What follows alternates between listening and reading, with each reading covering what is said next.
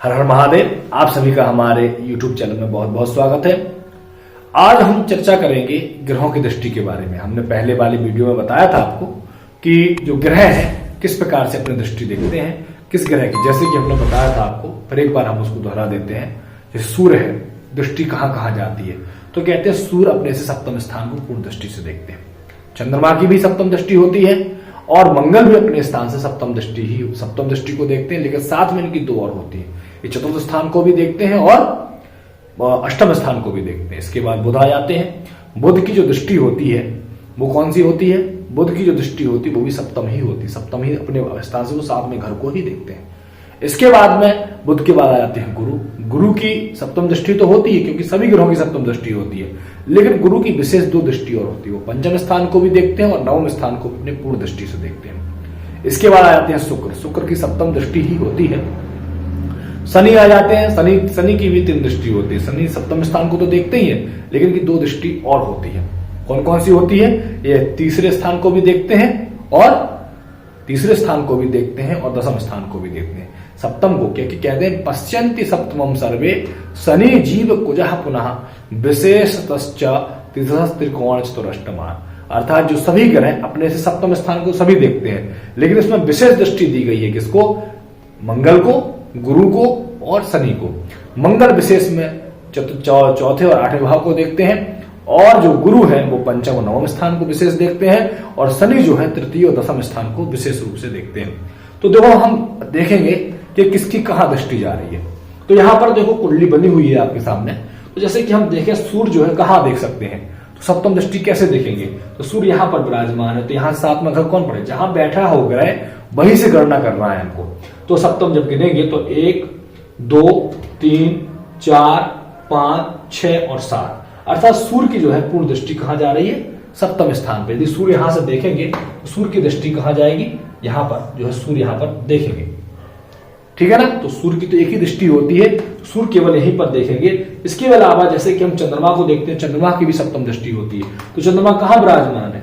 तो चंद्रमा हमारे यहां विराजमान, जैसे चंद्रमा यहां पर नहीं है तो चंद्रमा यहां पर विराजमान कर देते हैं।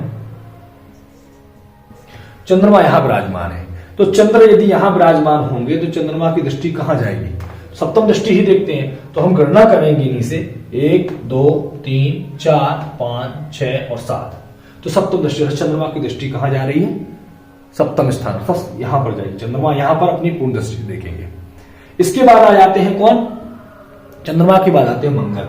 तो मंगल कहां विराजमान है? मंगल यहां विराजमान है। तो मंगल की दृष्टि सप्तम तो होती है, लेकिन चौथी भी होती है। तो मंगल कहां कहां देखेंगे? तो हम गणना करेंगे यहां से। तो 1, 2, 3, 4, अर्थात जो मंगल की दृष्टि वो यहां जा रही है अष्टम भाव पे। पहली दृष्टि कहां जा रही है? चौथी दृष्टि 1, 2, 3, 4, अर्थात मंगल की पहले यहां देखेंगे, चतुर्थ स्थान को देखेंगे। इसके बाद में होती सप्तम, तो 5, 6 और 7, अर्थात मंगल की जो सातवीं दृष्टि जाएगी वो यहां पर जाएगी, एकादश भाव पर जाएगी। इसके बाद आठवीं दृष्टि कौन सी होती है? तो द्वादश भाव पर जाएगी। 8वीं 7 के बाद में 8 आ जाएगी। अर्थात मंगल की दृष्टि कहां कहां जाएगी? तो मंगल अपनी चौथी दृष्टि से अष्टम भाव को देख रहे हैं, यहां से एकादश, सप्तम दृष्टि से एकादश भाव को देख रहे हैं, और अष्टम जो दृष्टि होगी वो कहां देख रहे हैं? द्वादश भाव को देख रहे हैं, ठीक। इसके बाद में हम चलते हैं, मंगल के बाद आ जाते हैं बुध।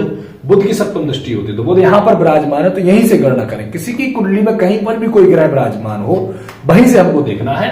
तो बुध यहां से भी दृष्टि देंगे तो 1, 2, 3, 4, 5, 6 और 7, अर्थात जो बुध की दृष्टि है वो अष्टम भाव पे सप्तम दृष्टि से वो देख रहे हैं, ठीक है ना।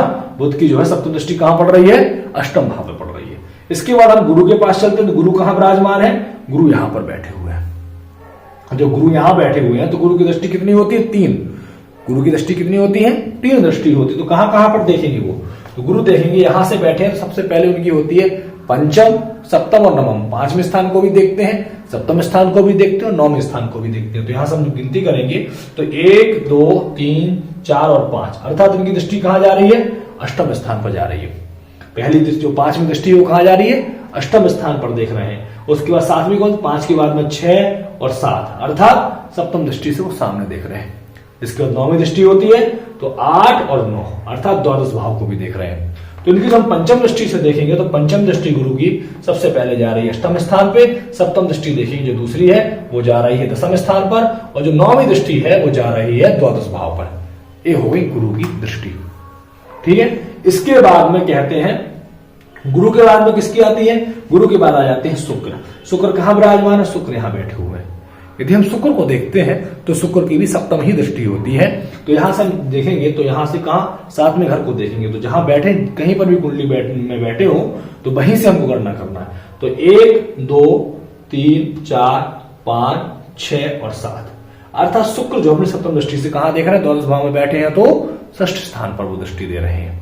ठीक है ना, तो यहां से उनकी दृष्टि यहां पर आ रही है, तो इनकी एक ही दृष्टि होती है। इसके बाद शनि को देखते हैं तो शनि की 3 दृष्टि होती है। कौन कौन सी, तीसरी, सप्तम और कौन सी, दसवीं होती है। ठीक है ना, तो इनकी गिनेंगे तो सबसे पहले तीसरी दृष्टि शनि कहां देखेंगे, तो जहां से बैठेंगे तो हम गिनेंगे 1 2 और 3, अर्थात इनकी जो तीसरी दृष्टि है 1 2 और 3, अर्थात द्वादश भाव पर तीसरी दृष्टि से देख रहे हैं। 3 के बाद में आएगी इनकी सप्तम, तो 3 के बाद 4 5 6 और 7। शनि की दृष्टि कहां जा रही है, सप्तम यहां जा रही है। इसके बाद दसम दृष्टि होती है, तो 8 9 और 10।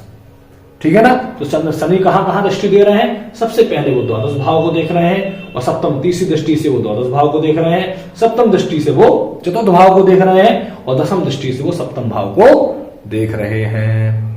ठीक है, इसके बाद राहु केतु है तो उनकी सप्तम ही कहेंगे, क्योंकि राहु जहां बैठते हैं और केतु तो आमने सामने ही होते, जहां राहु बैठेंगे उसके सामने केतु बैठते हैं, तो उनकी एक दूसरे के ऊपर दृष्टि जाती है, तो उनकी सप्तम दृष्टि होती है। इस प्रकार से हमें ग्रहों की दृष्टि के बारे में जानना चाहिए, क्योंकि यहां पर जो कुंडली में होता है, जैसे भाव भावेश कारक, ग्रहों के उच्च नीच, ग्रहों के शत्रु मित्र, ग्रहों की दृष्टियां, यही जो है हमारे कुंडली में बलाबल को देने वाली होती है। यदि वो दृष्टि यदि खराब जाती है तो वो जैसे पाप ग्रहों की दृष्टि जाती है, किसी प्रकार से ग्रहों पर यदि शुभ ग्रह पर पाप ग्रह की दृष्टि जाए तो हानिकारक होता है। उस प्रकार से हमारे भाव के फल में वो कमी करते हैं। तो इस प्रकार से शुभ ग्रहों की दृष्टि जाती है तो उस भाव से संबंधित फलों को बढ़ा देते हैं और उनके द्वारा हमको लाभ प्राप्त होता है। इस प्रकार से दृष्टियों को हमें बहुत अच्छे से जानना चाहिए, जिससे कि हम कुंडली का फलित करें तो हम उसको बहुत अच्छे से उसका फलित कर सकें।